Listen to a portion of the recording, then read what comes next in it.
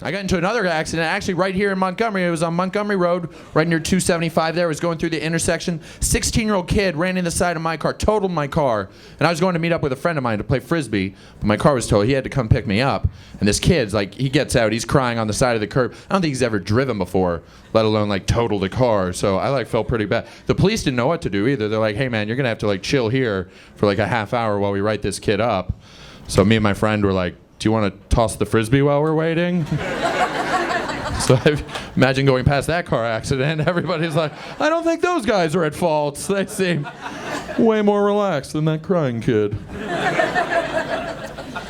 And I had some engine trouble with my car at the time, so I found out that's the best way to get a brand new car, right? Just have a 16-year-old kid run into it because they suck at driving. That's why whenever a check engine light comes on in my car, I just go to the high school right at 3:30. I'm like, let's do it. All right. Line it up, boys. What do we got? All right. Nothing this round. We'll take a lap around. I got all afternoon. Let's hit up a private school. Yeah, there's a Lexus. Follow that Lexus home, right? Guy's dad's getting me a better car. That's my plan. I don't even change my oil anymore. That's how well this works. Every 3,000 miles, boom, high school. No, I do. I have to get I actually got free oil change for life from King's Toyota. They gave it to me. They're like, yeah, all right, King's Toyota, we got a fan. Maybe if you work there, you might want to leave now. This is where I make fun of you.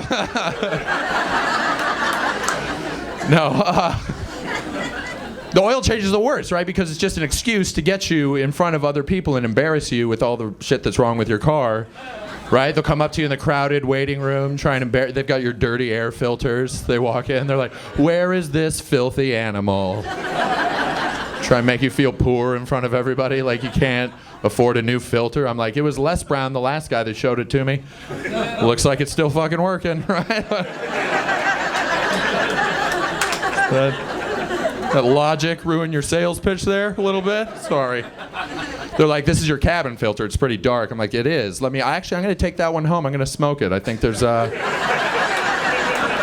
good stuff in there. Recycle, reuse, right? Get every corner. That's what I do. They're horrible, though. One time I was in the waiting room at the place, and this lady, old lady, she had an oxygen tank, right? And the salesperson comes up to her, and I literally heard him say this. He's like, so are you going to want to go with the 2-year battery or the 5-year battery? The lady with the oxygen, I was like, what a dick.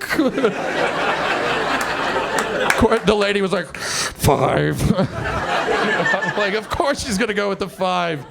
Bastard.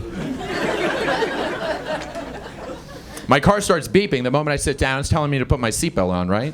Because there's a sensor in the seat. It knows I'm sitting there. But even if no one's sitting in the passenger side, it'll sometimes go out. Like I went to the gas station. I picked up a 12-pack. I got in. I set my 12-pack down. It started beeping like I had to buckle up my beer. Right? It kept beeping until there were just 3 beers left in the 12-pack. I was like, I thought this car wanted to party. Don't want to pour one on you. That's not good. Keep it in the mouth, then Altoids cover up. And giving drinking and driving of it. Do not drink and drive. Be careful. I got a DUI, a DWI at a sobriety checkpoint. I did the worst thing you could do at a sobriety check. I passed out at the sobriety check. Yeah, if you haven't been to one of those, that's the worst start that you can have. Officer came up to my window. I'm leaning on the steering wheel. He knocks on my window. I'm like, 2 drinks, you know. Ready with my story. That's when he asked me, he's like, sir, do you know we're talking to here tonight? And I was like, sobriety check. You need me to get out, walk in a straight line?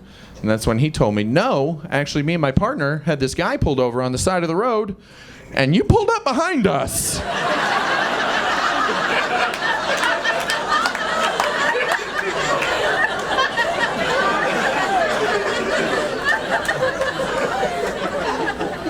That's when I said, I think I just made my own sobriety check, officer. That's my level. We can skip that line now. That's kind of a formality.